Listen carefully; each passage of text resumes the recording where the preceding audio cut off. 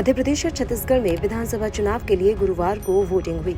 इस बीच कांग्रेस नेता प्रियंका गांधी ने कहा कि इन चुनावों में कांग्रेस की जीत होगी। हम अपने सिद्धांतों की लड़ाई लड़ रहे हैं। जनता बीजेपी से परेशान है। जहां जहां बीजेपी की सरकार है वहां किसान नौजवान परेशान है।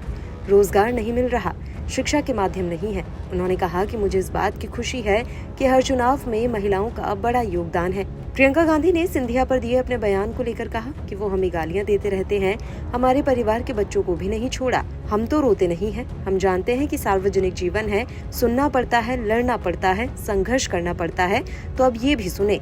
उन्होंने कहा कि ये चुनाव का मुद्दा नहीं है, ये भाषण के बीच में बोला गया था। प्रियंका गांधी का इन चुनावों में क्या रोल है, इस सवाल के जवाब में प्रियंका ने कहा कि मेरा रोल है मेरी पार्टी के सिद्धांतों के लिए लड़ना, गरीब, किसान और महिलाओं के लिए लड़ना। इसके साथ ही जब उनसे पूछा गया कि कांग्रेस राजस्थान में चुनाव जीतती है तो क्या गहलोत ही सीएम रहेंगे, इस पर उन्होंने कहा कि इसका जवाब मैं नहीं दे सकती, इसका जवाब कांग्रेस अध्यक्ष खड़गे जी देंगे। वहीं जब प्रियंका गांधी से सवाल किया गया कि क्या वे 2024 में रायबरेली से चुनाव लड़ेंगी, तो इसके जवाब में प्रियंका ने कहा कि वह तो आप देखेंगे कि मैं क्या करूंगी। साथ ही सचिन पायलट के सवाल पर कहा कि राजस्थान में हमारी पार्टी एकजुट होकर लड़ रही है, यहाँ बीजेपी पूरी तरह से बिखरी हुई है। प्रियंका ने आगे कहा कि अब महिलाओं में काफी जागरूकता आ गई है, साथ ही राजनीतिक पार्टियां भी उनकी अहमियत समझने लगी हैं कि उन्हें नकारा नहीं जा सकता। अब समय आ गया है कि महिलाओं को राज करना होगा।